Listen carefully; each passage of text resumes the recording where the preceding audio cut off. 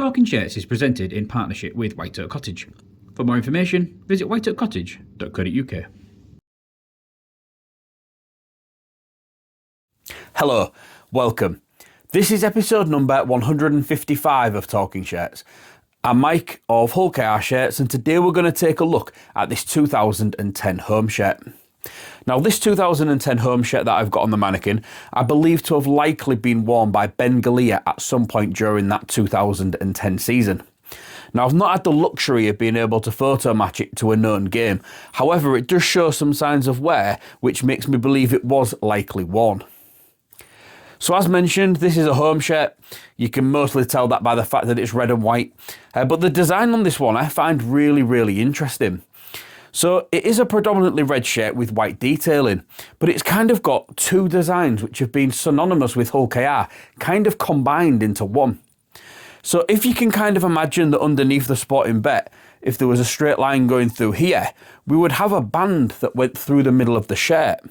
But not only would that class as that band, but then underneath we have kind of got a V which kind of forms into a chevron.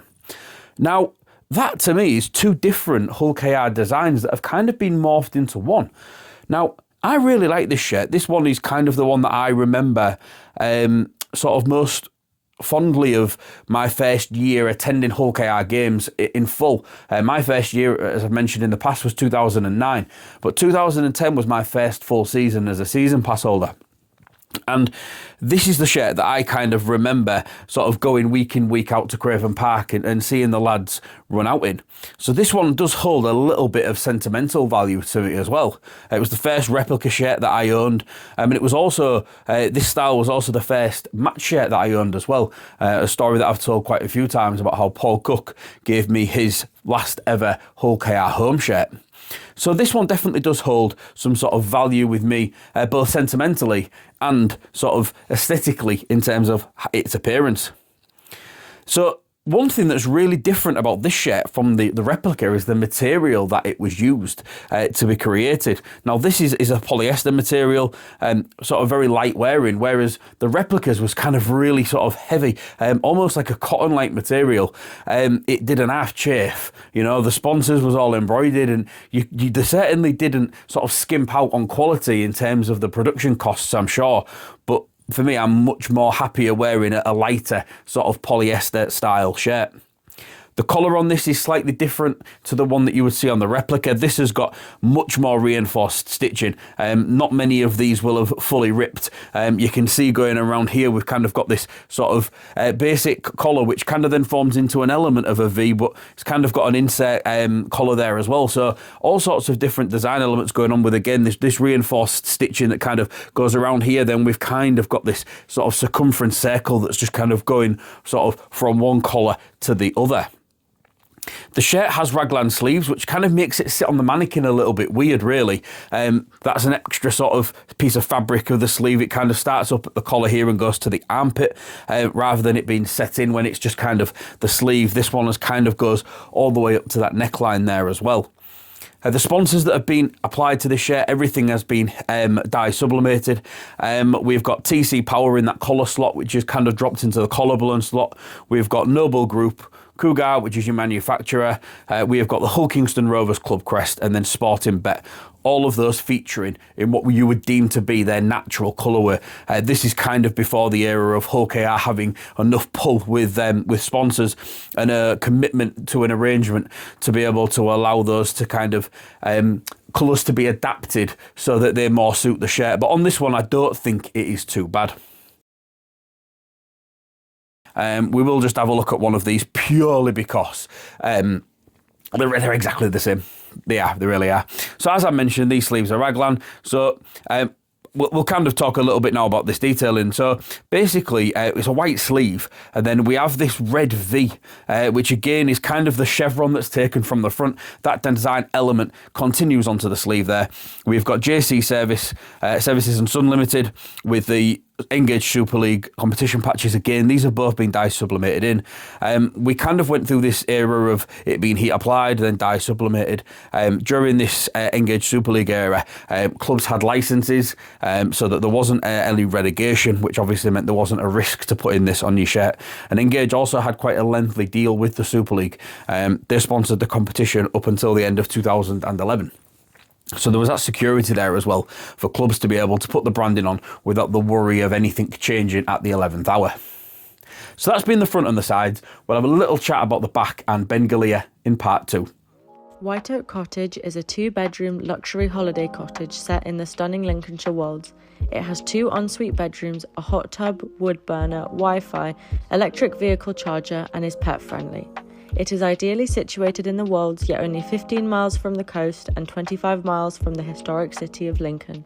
For more information, visit whiteoakcottage.co.uk.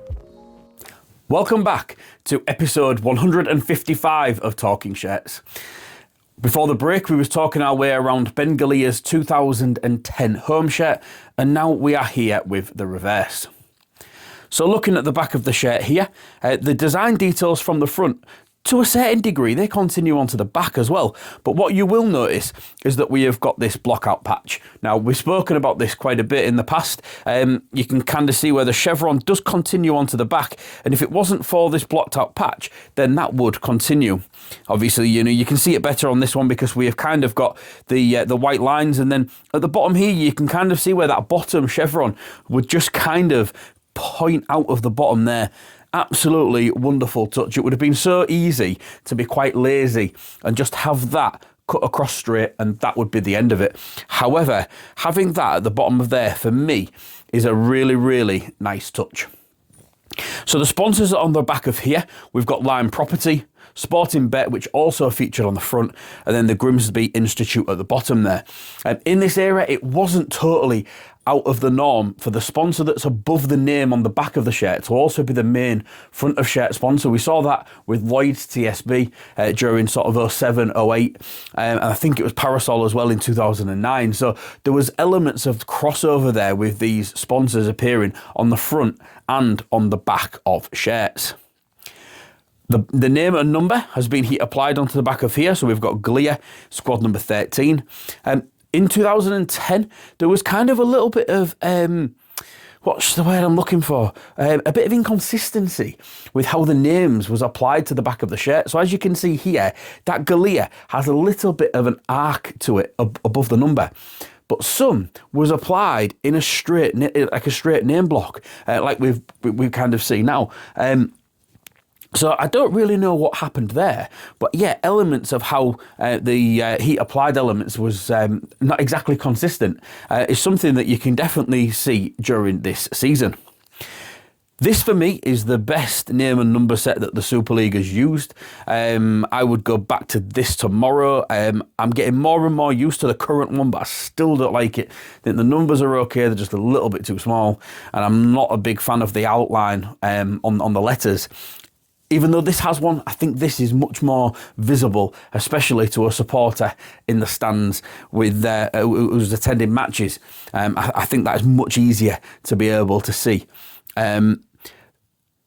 Me complaining about it on YouTube is probably not going to change anything, so I kind of get that. We're kind of stuck with what we are, but hopefully at some point in the future there's a change or an improvement or something there does change. So let's have a little bit of a word about Ben Galea. So this isn't the first time that I'll have talked about Ben Galea on an episode of Talking Shirts. I actually did that back in episode 87, which was about 2.5 years ago, if my maths is right, when you think back to how I do my fortnightly episodes. But I'm a little bit of a Ben Galea fanboy.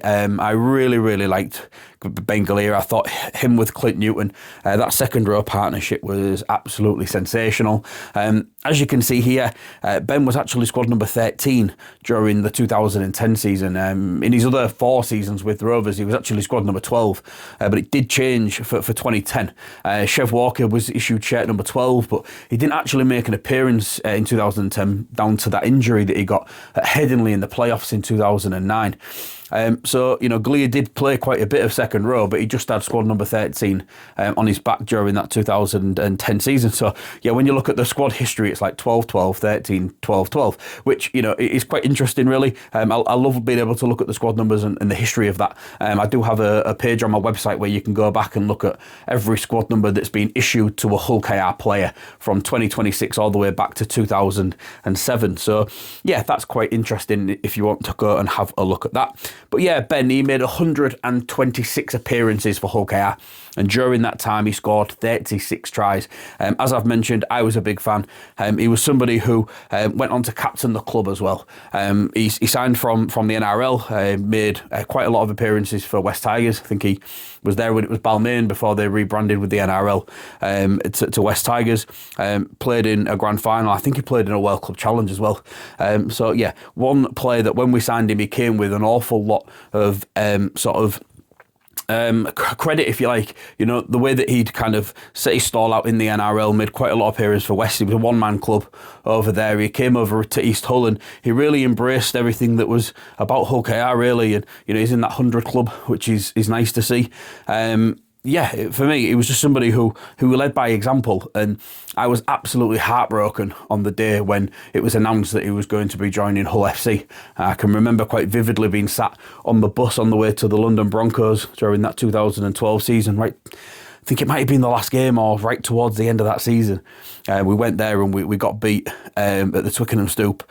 And the worst bit of that day was obviously learning that Ben was going to be leaving the club to join Hull FC, which, I think a lot of players in that scenario would have done the same thing when you consider the contract offer that Hull KR had made and the one that Hull FC have made.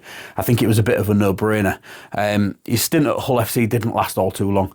And I think he only made around 20 appearances for those guys. So it didn't really work out in terms of anything, in terms of success for Ben. But at the end of the day, I think he did the right thing by himself and his family, but that should never take away from what he achieved in his time at Hull KR. Just to say 126 appearances is absolutely brilliant. Somebody who, I still look back now when I'm watching highlights of old games, and I look back with sort of fond memories of Ben and his time within the East Hull family. As we always say, once a Robin, always a Robin.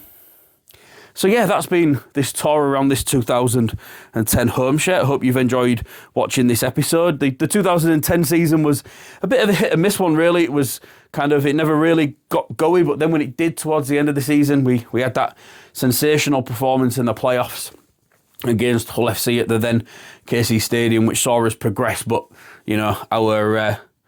our progress was stinted the week after. I think it was the Wigan Warriors, wasn't it? Absolutely battered. But, we've enjoyed some success of late, and, without the lows, the highs wouldn't be anywhere near as important. So that's everything for episode number 155. It's in the can. Thank you very much for checking it out. Please feel free to look at our back catalogue of episodes. There's all sorts of different videos on over there, and also on hullkrshirts.co.uk as well. Been writing all sorts of different articles about different shirts. I've recently done a top 5 home and a top 5 away stroke alternate shirts of the 32-year Super League era. Hull KR have took part in 19 of those 31 competitions, so I thought it was definitely well worth sort of just popping some ideas down and sort of seeing what I thought, and did a bit of ranking, which was quite nice. So yeah, have a little gander on that as well, won't you? Thank you very much for watching. Check back in a fortnight and I'll be back with a brand new episode of Talking Shirts. Thank you, and bye for now.